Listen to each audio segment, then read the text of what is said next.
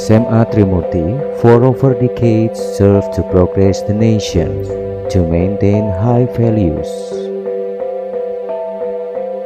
By applying the knowledge based on morality and behavior.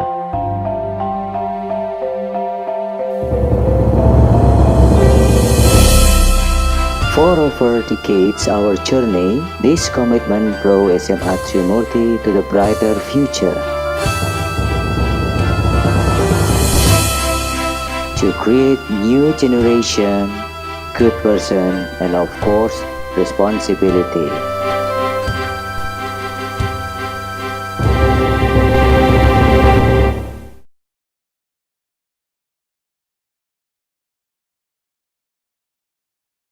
Tidak termasuk ketiganya atau menjadi campuran dari ketiganya. Ya.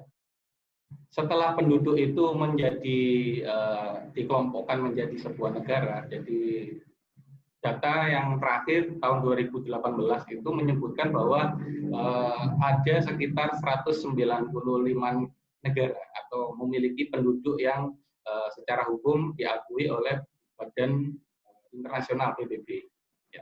Kalau kita lihat paling banyak di tahun 2018 adalah nomor satunya di negara Cina atau 1,4 miliar penduduk. Kemudian yang paling besar yang kedua adalah di India. Ya.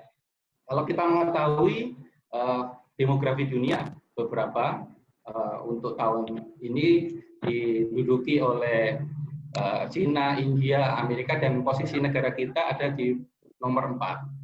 Ya, untuk tahun 1939 atau abad ke-20, jumlah penduduk terbesar itu berada di Kerajaan Inggris. Ya, kalau kita lihat dalam masa kolonialisme memang Inggris menjadi satu negara yang tidak pernah tenggelam daerah jajahannya.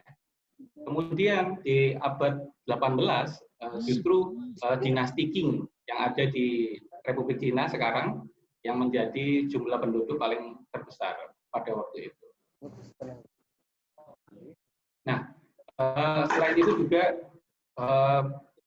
di dalam perkembangan logaritma, jadi mulai dari yang terdata oleh sejarah manusia 10.000 sebelum Masehi hingga sekarang, ini perkembangannya cukup signifikan. Jadi pada di akhir abad 17 ya.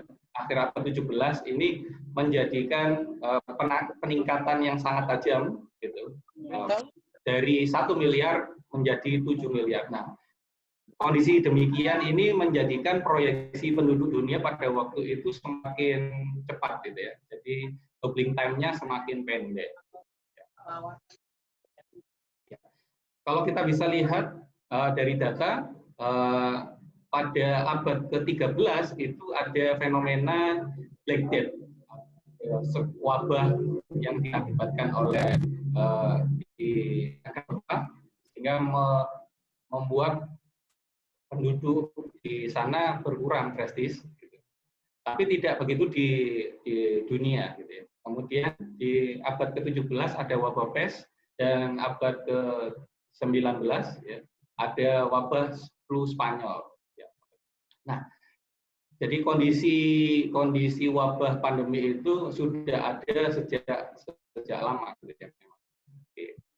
Nah, ini guyonan dari ilmuwan bahwa penduduk di dunia menurut Malthus sudah sangat padat dan populasinya sangat tersebar gitu ya. Tapi apakah benar seperti itu? Ya, kalau dilihat dari Badan Internasional PBB, kita lihat zona persebaran penduduk memang terkonsentrasi berada di benua yang paling padat adalah Eropa, kemudian di Asia bagian timur, kemudian di India, kemudian di Asia Tenggara ini. Ini regional yang populasi itu tersebar yang padat gitu ya. Kemudian ada beberapa titik-titik yang memang tidak dihuni oleh penduduk karena memang keterkaitan dengan isolasi geografis seperti daerah kutub, terus kemudian daerah gurun, ya, itu menjadikan penduduk tidak bisa menetap atau berada di sana. Ya. Oke. fakta demografi dunia sekarang tahun 2020 kemarin datanya saya ambil sekitar 7,8 miliar. Jadi peningkatan 1,1%, cukup signifikan. Kemudian kalau kita lihat dari angka kesuburan, setiap wanita subur itu di tahun 2020 bisa menghasilkan 2,5 jiwa. Akan tetapi di angka kematian kasar setiap 1.000 orang ini ada sekitar 7,7 jiwa yang meninggal. Nah, ini angka yang cukup besar mengingat setiap 1.000 orang kalau kita lihat dengan 7 miliar berarti sekitar ada 49 juta orang yang meninggal tiap tahunnya. Oke. Ini adalah data dari pandemi corona. Jadi sekarang ada 43 juta kasus, yang meninggal 1,1 juta, yang sembuh itu sekitar 31,8 juta. Nah, dari 1 juta ini yang terinfeksi, jadi ada sekitar 1% yang serius atau kritis gitu ya. Nah, sekitar sisanya ini masih dalam kondisi proses perbaikan. Ya, tidak lepas ketika kita berbicara dunia, maka kita harus juga berbicara Indonesia, di mana jumlah penduduk dari negara kita, hasil dari sensus penduduk bulan Juni tahun 2020 sekitar 268 juta, ya, jadi kurangnya seperti itu. Kemudian laju pertumbuhannya 1,33% di atas laju pertumbuhan dunia. Nah, ini yang ketiga adalah belum tersebarnya secara merata. Jadi kalau kita bisa lihat banyak provinsi-provinsi yang memang jumlah penduduknya memang belum banyak.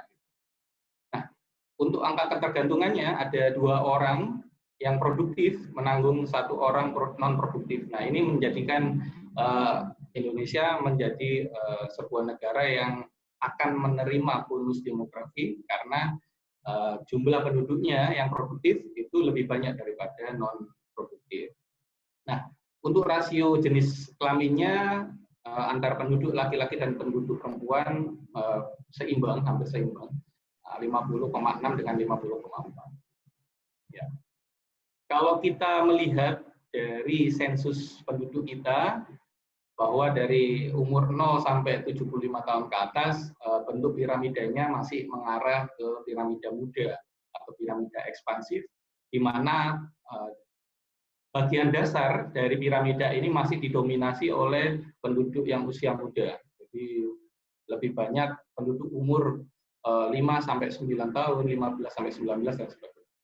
Dan itu menjadi pemikiran pemerintah kita bahwa penduduk yang masih muda ini perlu diberikan sebuah treatment untuk supaya penduduk kita menjadi lebih maju, lebih pemikirannya lebih orientasi ke depan. Nah, terkait dengan itu di dunia pendidikan itu ada angka partisipasi murni, artinya dari umur-umur sekolah ini diikuti oleh penduduk kita yang mengikuti pendidikan. Jadi kalau kita lihat SD ini yang menduduki peringkat pertama dari partisipasi murninya. Jadi kalau kita lihat SD kelas 1 sampai kelas 6 itu jumlah penduduknya sekitar ada 6 juta, maka 97%-nya itu bersekolah. Nah, ini yang miris sekali ketika kita berada di SMA, itu masih ada sekitar 60% yang sekolah, sedangkan hampir 39%-nya itu masih belum bersekolah. Ini menjadikan satu PR bagi pemerintah kita. Kalau kita lihat persebaran kepadatan penduduk masih didominasi oleh di Jawa dan beberapa kepulauan di Kepulauan Riau ini sudah sangat padat. Nah, untuk daerah-daerah provinsi yang jarang seperti Kalimantan, kemudian Papua, ini memang menjadi salah satu daya tarik bagi penduduk kita untuk melakukan transmigrasi.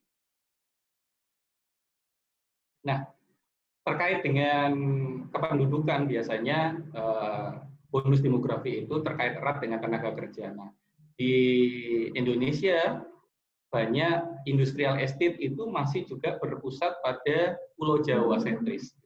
Jadi banyak kawasan-kawasan industri justru berada di Pulau Jawa. Nah, ini yang membuat persebaran tenaga kerja kita masih belum merata, masih berfokus di Pulau Jawa. Nah, ya. Beberapa waktu yang lalu Presiden kita memberikan wacana dan instruksi terhadap dunia pekerjaan, dunia ekonomi, membuat sebuah terobosan yaitu membentuk kawasan ekonomi khusus. Nah, kawasan ekonomi khususnya ini tersebar di seluruh wilayah Indonesia sehingga diharapkan kegiatan industri ini bisa menyebar dan memicu pertumbuhan ekonomi di daerah masing-masing. Nah, kalau kita lihat dari beberapa wilayah KEK atau kawasan ekonomi khusus ini menyesuaikan dengan karakteristik geografis wilayahnya. Nah, untuk menunjang itu Presiden kita memberikan solusi yaitu adanya tol laut untuk menjembatani kawasan antar ekonomi terpadu ini. Nah, di antara kondisi kependudukan tadi memang ada juga masalah-masalah demografi yang mengikuti ya, selain masalah ketenaga kerjaan ya. Yang pertama ada persebaran penduduk yang tidak merata, urbanisasi, kesenjangan, kemiskinan, dan maupun pendidikan. Nah, semoga dengan adanya perbaikan-perbaikan oleh pemerintah kita ini menjadikan masalah demografi segera terselesaikan dan Indonesia menjadi sebuah negara maju. Nah, ini fakta demografi di Indonesia. Jadi kalau kita lihat memang dari kasus corona ini memang sangat memprihatinkan. Jadi ketika jumlah kasus sudah melebihi 380.000, kemudian yang meninggal sekitar 13.000, nah yang sembuh sekitar 313.000 lebih. Nah, ini kalau kita melihat dari kurva linear scale-nya, angka kematian ini masih terus meningkat. Kita berdoa semoga angka kematian ini cepat menurun, begitu juga dengan angka kasus juga melewati puncak piramida, sehingga kita bisa beraktivitas secara normal kembali. Amin. Ya, Oke. ini ada sebuah video di sela-sela. Betul kira dengan kan? Apa nih? Loh. Iya, Pak.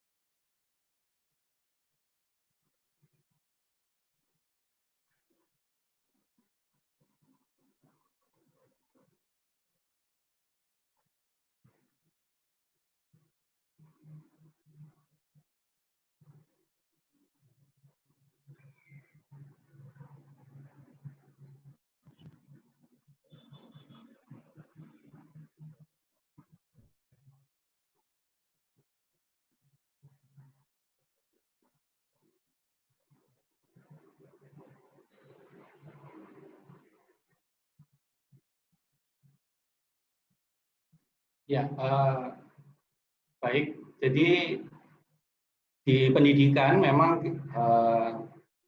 di pendidikan di Indonesia terutama ya, jadi perlu adanya terobosan-terobosan baru ya, untuk mengatur siswa ya, jadi untuk agar memiliki empati yang lebih banyak daripada pengetahuan tentang akademiknya, karena memang pemerintah kita sudah mencanangkan nawacita, sehingga pendidikan karakter itu harus di atas lebih tinggi daripada pendidikan akademik kita. Sehingga nantinya ketika penduduk kita ke depan akan menjadi penduduk produktif yang memiliki kompetensi karakter yang mumpuni, bagus, kemudian memiliki kompetensi akademik yang cukup juga. Nah, ini yang diharapkan oleh pemerintah kita. Nah, untuk bonus demografi Indonesia sendiri tahun 2020 sampai 2045, di mana ya terkait dengan jumlah penduduk yang memiliki usia produktif ya. Usia produktif ini berada di umur berkisar 15 sampai 64 tahun. Nah, sehingga Indonesia mendapat jumlah tenaga kerja yang sangat melimpah. Ya, kemudian kalau kita lihat dari angkatan kerja kita, ya ada sekitar 133 juta, ya hampir 50%. Kemudian yang bekerja sekitar 127 juta. Ya. Sedangkan yang mengalami pengangguran terbuka ada sekitar 6,8 juta. Nah, pengangguran terbuka ini bisa dari siswa yang bersekolah atau yang sudah lulus. Nah, untuk yang bekerja ini ada lebih banyak pekerja kita ini berada di sektor informal, artinya sektor pekerjaan yang memang kadang silih berganti ya, tidak stabil. Nah, ini ada sekitar 73 juta. Nah, lebih dari 50% jumlah pekerja kita yang sektor informal. Nah, ini ya, menjadikan bonus demografi ini bisa sebagai pisau bermata dua, artinya bisa menguntungkan atau bisa juga malah merugikan, karena memang fokus pekerjaan di Indonesia masih lebih cenderung banyak yang sektor informal. Ya. Kalau kita lihat dari grafik ini, memang di Indonesia sendiri juga lebih banyak sektor pekerjaannya didominasi oleh sektor tersier atau jasa. Nah, untuk sektor primer itu juga sedikit maupun sekunder juga. Nah, ketika 8 tahun terakhir ini memang ada perubahan yang cukup signifikan di sektor jasa mengalami peningkatan. Ya, nah, ketika adanya pandemi corona ini ada salah satu sektor jasa yang memang yang terdampak gitu ya, jadi sangat membuat kerugian gitu ya bagi pekerja. Nah, kalau kita lihat datanya ini, sehingga dari sisi produksi kita masih lebih baik ya di antara dari negara-negara di Asia Tenggara, namun sektor manufaktur ini masih berada di bawah pendapatan nasional. Jadi untuk sektor jasa ini masih sangat bagus untuk pendorong utama di ekonomi di Indonesia. Nah, ini kondisi tahun 2017, Indonesia berada di peringkat ke-16 untuk pendapatan per kapita. Nah, ketika nanti Indonesia mengalami bonus demografi, diharapkan Indonesia mampu menjadi 10 besar negara di dunia yang memiliki pendapatan per kapitanya yang cukup tinggi. Nah, ini dalam proses ke sana. Ya. Kalau kita lihat dari BPS, jadi rasio ketergantungan Indonesia ini akan berada di titik yang paling rendah, itu berada di tahun 2030. Nah, kita mulai dari tahun 2020 ini kita membenahi dari angkatan kerja kita yang didominasi oleh generasi milenial dan generasi Z. Ya, terutama siswa-siswi kita ini generasi Z. Nah, secara umum memang perekonomian tumbuh dengan baik, ya, karena ada pandemi ini cenderung menurun. Kalau kita lihat dari segmentasi, memang Indonesia ini masih fokus pada sumber daya alam, jadi ekstraksi dari sumber daya alam. Untuk negara-negara di Asia Tenggara seperti Thailand, Malaysia, kemudian Vietnam, ini sudah mengarah ke proses lanjut dari industri.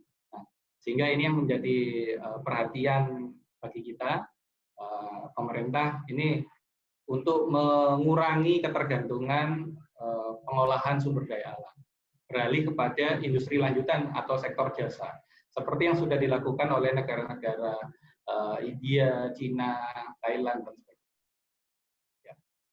Nah, dengan kondisi demikian, maka Presiden kita memiliki sebuah tujuan untuk membangun sumber daya dari prioritas ya untuk ekonomi Indonesia menjadi ekonomi dunia. Nah, ini butuh perjuangan yang cukup ekstra dan dukungan dari seluruh lapisan masyarakat ya, terutama kita dan anak-anak kita SMA nanti gitu ya. Nah, tujuannya apa? Tujuannya adalah untuk meningkatkan daya saing dan produktivitas yang ada di angkatan kerja kita, sehingga Indonesia siap menghadapi revolusi industri 4.0 yang sudah negara-negara itu lalui.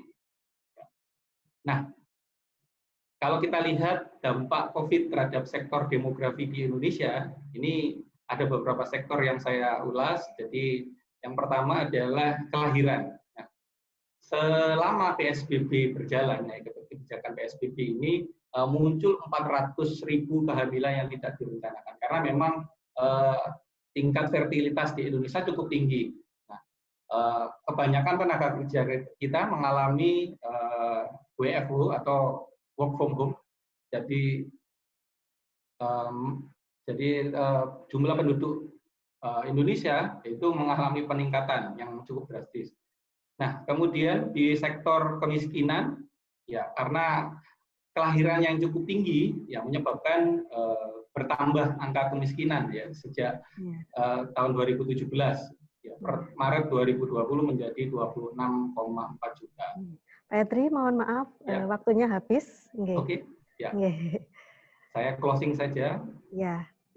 Closing dulu. Ya, jadi pandemi ini akan mengancam jika dari sektor angkatan kerja kita ini tidak mampu menjadi startup gitu ya, sehingga ya, untuk demografi kita bisa terancam. Ya. Terima kasih Bu Aprilia atas kesempatan. Terima kasih, saya akhiri. Wassalamualaikum warahmatullahi wabarakatuh. Waalaikumsalam. Waalaikumsalam warahmatullahi wabarakatuh. Terima kasih Bapak Henry, penjelasannya terpapar dengan sangat jelas. Acara selanjutnya, sebelum masuk ke sesi tanya jawab, izinkan kami menyampaikan jika acara ini tadi bisa terselenggara atas pihak kerjasama dari sponsor Grafindo. Untuk selanjutnya, mari kita saksikan bersama profil dari Grafindo, sponsor kita pada acara webinar geografi pada pagi hari ini.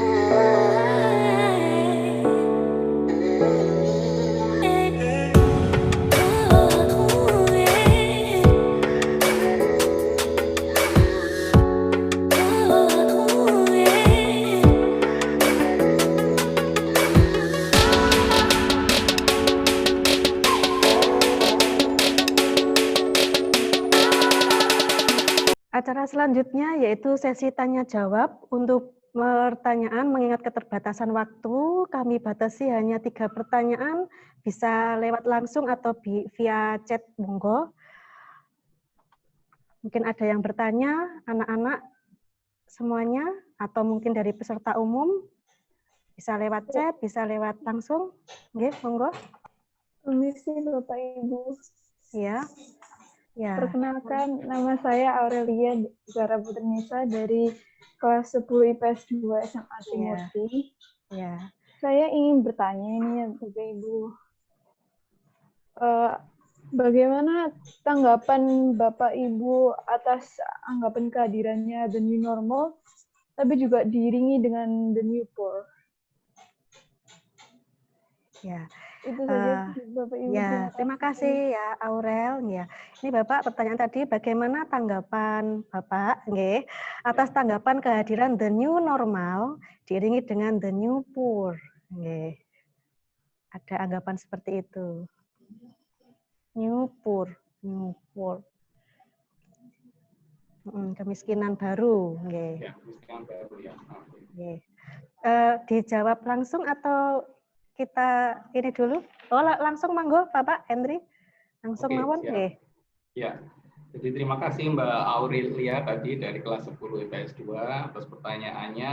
Nah, memang kondisi pandemi dengan kondisi new normal ini agak sedikit berbeda ya. Jadi aktivitas yang kita lakukan memang ini sesuai dengan arahan pemerintah, yaitu mematuhi protokol kesehatan.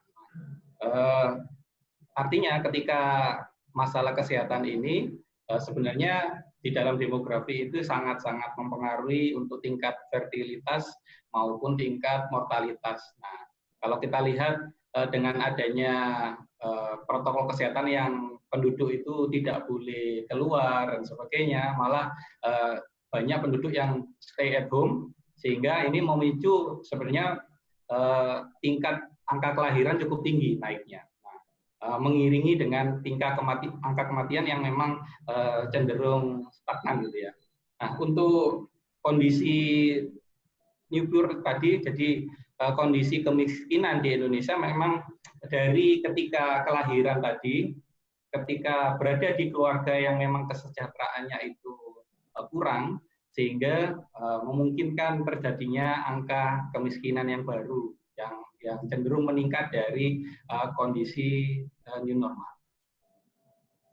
Seperti itu Mbak Aurel ya. Ya, terima kasih Bapak Henry. Ya, mungkin ada pertanyaan lagi? Ya. Mungkin ada lagi pertanyaan dari siswa SMA Trimurti? Mungkin dari peserta umum, monggo. Silakan. Ya.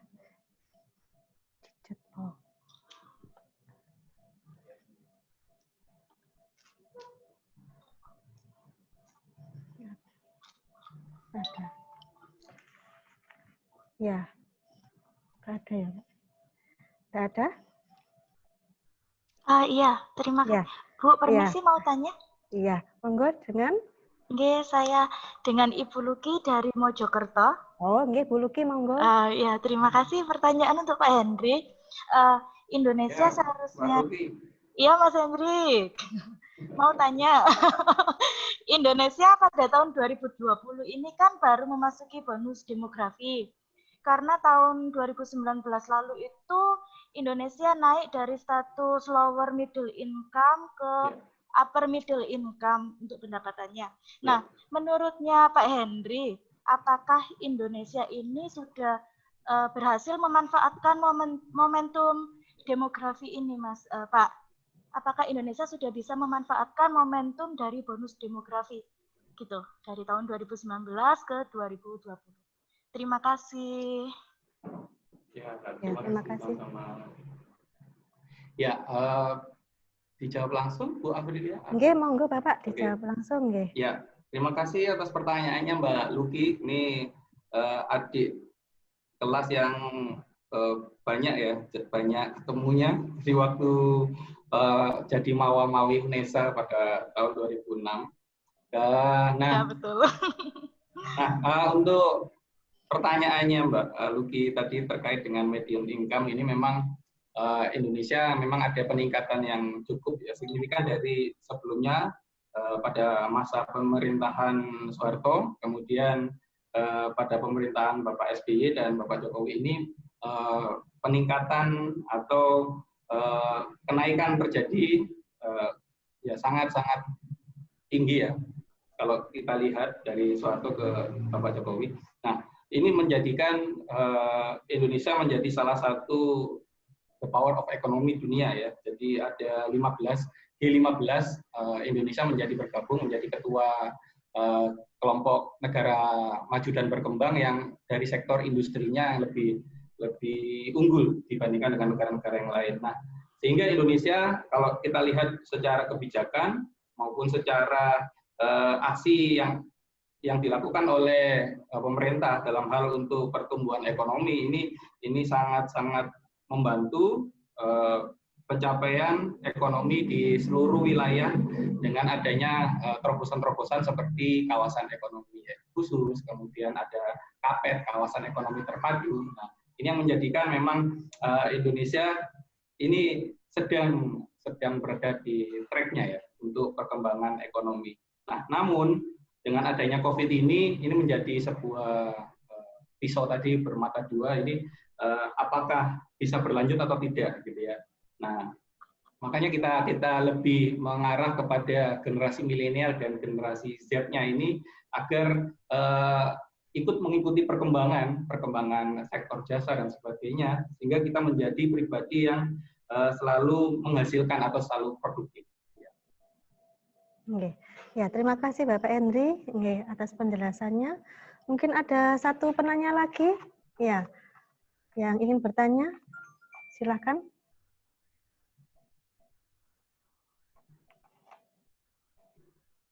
Nah, ini ada yang japri ke saya Bapak ini. Mungkin malu untuk di chat box nggih. Ini ada yang bertanya ke saya, ini dari siswa juga. Pertanyaannya seperti ini.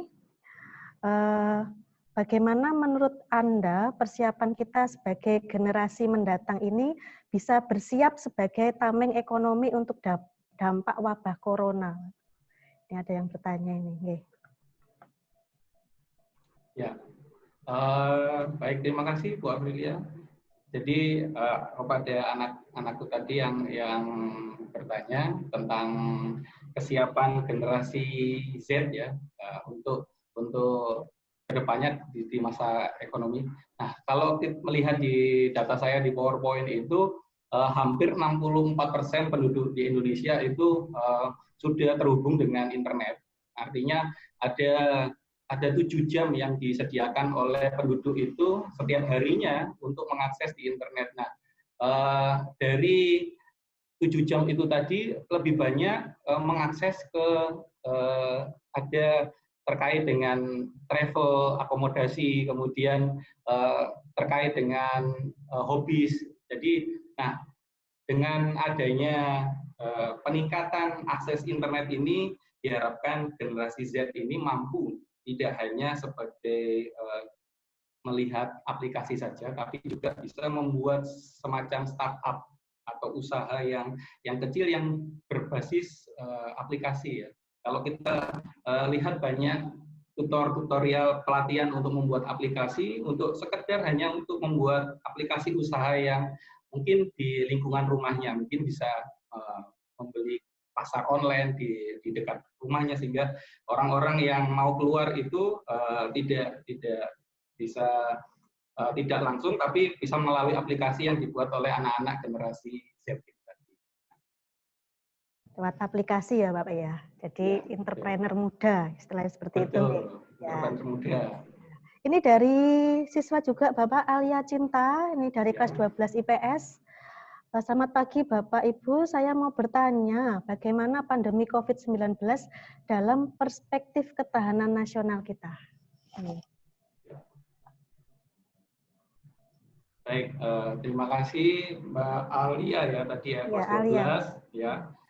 Bagaimana kondisi ketahanan nasional kita dari pandemi COVID. Kalau dari sisi demografi, justru kita diuntungkan karena dengan adanya bonus demografi ini jumlah penduduk tetap bertambah. Itu tadi angka kelahiran juga tetap bertambah, sehingga dari penduduk ini oleh pemerintah disarankan agar selalu dalam setiap kondisi ini menjaga mengikuti protokol kesehatan, sehingga dengan adanya protokol kesehatan itu kita beraktivitas itu tidak takut dengan ancaman pandemi COVID. Ya, terima kasih Bapak. Ya, ini selanjutnya ada dari Bu Dini Puspasari. Izin bertanya, jika masih ada waktu, menurut Bapak seharusnya bisakah bonus geografi dan bonus demografi di Indonesia mengatasi COVID-19? Baik, terima kasih atas pertanyaannya Bu Dini Puspasari. Jadi kalau bonus geografi itu sebenarnya Indonesia tidak mengalami penambahan lokasi wilayah ya. Jadi lokasi Indonesia tetap menjadi ya seperti itu 34 provinsi, mungkin terjadi pemekaran-pemekaran. Nah, untuk bonus demografi sendiri ini saya yakin dengan data-data yang ada dari pemerintah maupun dari lembaga survei itu Indonesia saya yakin menjadi peluang yang sukses untuk kita melalui badai pandemi ini dengan selalu berpikir positif dan berlaku produktif. Gitu ya Bapak ya. Jadi bisa nggih Indonesia itu dengan bonus demografinya itu mengatasi COVID ya. Ya. Pokoknya ini apa? Positive thinking. Berpikir positive thinking, betul. Melakukan selalu kegiatan yang produktif. Ya, masih banyak ini waktunya Bapak. Mungkin ada penanya lagi dari peserta. Monggo. Kurang berapa menit lagi ya. Mungkin dari anak-anak ada yang bertanya tentang ini apa namanya, tentang kependudukan ini. Bu Apel kira sangat sangat penting sekali ya, di mana bonus demografi ini kalian sebagai generasinya itu akan menikmati atau sebagai berperan aktif ya Bapak nanti sebagai generasi penerusnya ya di era bonus demografi ini. Bisa loh satu akun untuk mengikuti dua, tergantung perangkatnya ya. Mungkin saya yang bertanya nggih Bapak nggih. Oh, boleh Bu April. Boleh nggih. Setuju atau tidak Bapak Henry apabila keadaan pandemi ini terus begini, kebijakan yang tidak tepat bukan membawa kita kepada bonus demografi, tapi mengarahkan kita menuju bencana demografi. Seperti itu. Ya. Bagaimana menurut jenengan? Nah, terima kasih Bu Aprilia. Jadi ada atau tidaknya pandemi COVID, ya, Indonesia masih bisa dihadapkan antara bonus demografi atau bencana demografi. Kalau pemerintah atau masyarakatnya atau generasi sekarang milenial atau Z yang menjadi peranan ini tidak merubah kondisinya tadi, berpikir positif, kemudian melakukan hal-hal yang produktif, nah itu akan menjadi bencana demografi. Dengan adanya pandemi COVID ini juga menjadi pemerintah dan masyarakat ini secara mau tidak mau ya, kita terpaksa kalau tidak ada pandemi ini kita tidak belajar tentang teknologi ya. Jadi dengan adanya pandemi ini justru malah kita belajar teknologi. Nah, sehingga inilah memang tujuannya memang merubah mindset dari kita supaya agar mau seperti India dan Cina, yaitu belajar aplikasi, belajar pemrograman untuk membuat startup baru, sehingga nantinya ke depannya kita akan mengalami bonus demografi, bukan bencana demografi. Ya Bapak, terima kasih atas penjelasannya. Jadi skill itu juga berpengaruh ya Bapak ya, skill kemudian teknologi. Bisa kemungkinan tahun 2030 sampai 2040 itu teknologi yang berperan sangat penting ya. Manusianya mungkin menjadi yang kedua, mungkin ya Bapak Ya, seperti itu ya. Ya, demikian sesi tanya pada pagi hari ini. Selanjutnya, video profil tadi sempat ada kendala teknis. Kita saksikan bersama profil dari Grafindo sponsor kita pada acara webinar geografi pada pagi hari ini. Kami persilahkan kepada host.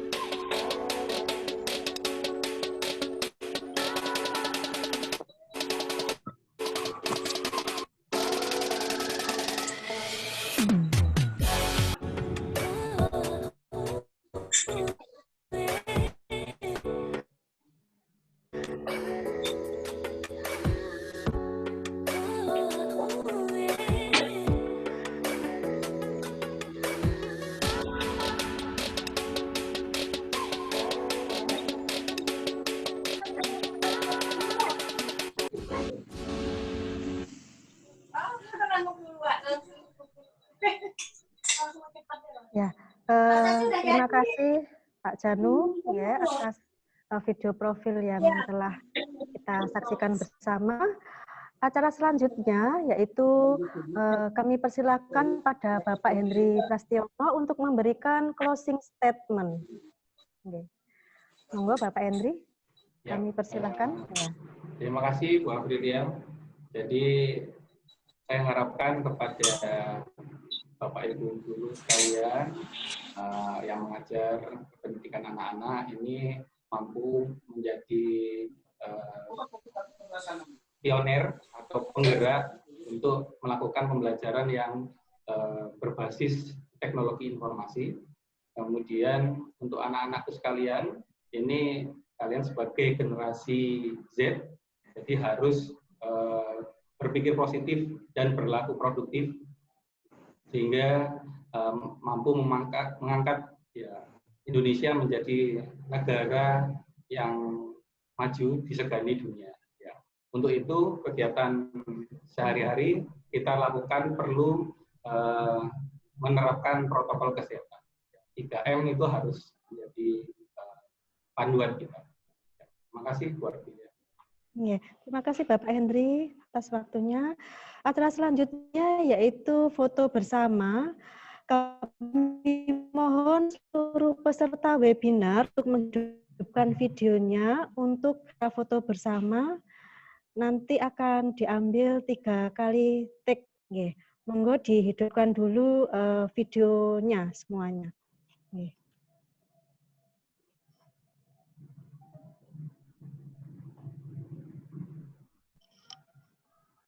Sudah, Pak?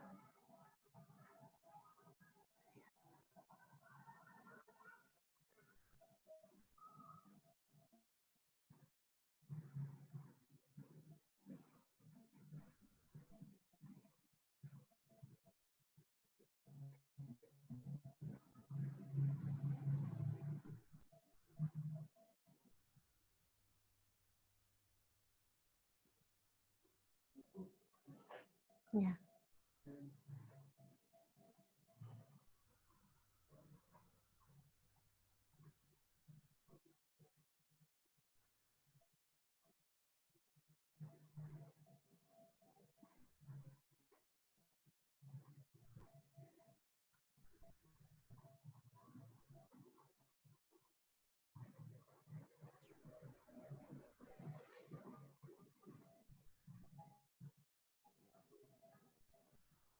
Awi?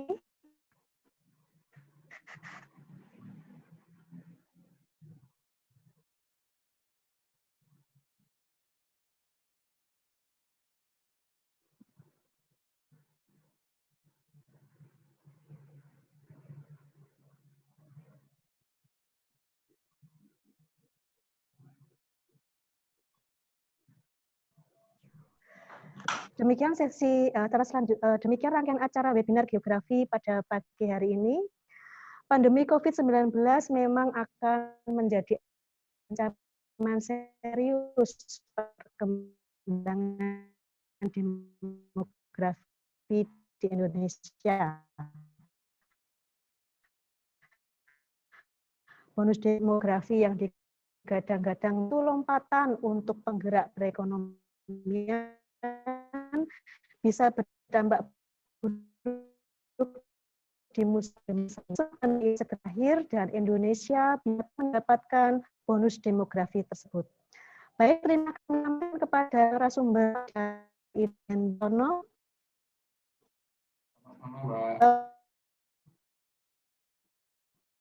Ibu peserta webinar semua, semoga yang disampaikan oleh narasumber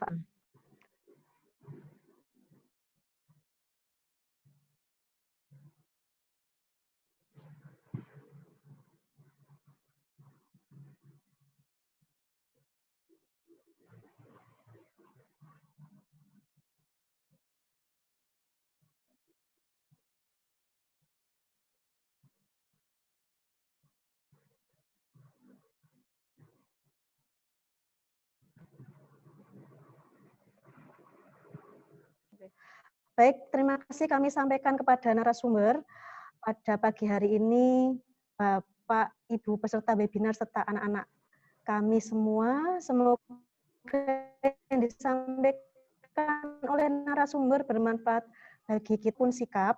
Mohon maaf sebesar-besarnya. Akhir kata, Assalamualaikum warahmatullahi wabarakatuh. Ya. Waalaikumsalam. Waalaikumsalam. Terima kasih Bapak Terima Menteri. kasih. Matur nuwun semuanya. Terima kasih Pak. Terima Sehat kasih. selalu Bapak Henry. Ya, terima kasih Pak. Terima kasih Pak. Terima kasih atas ilmunya. Terima kasih.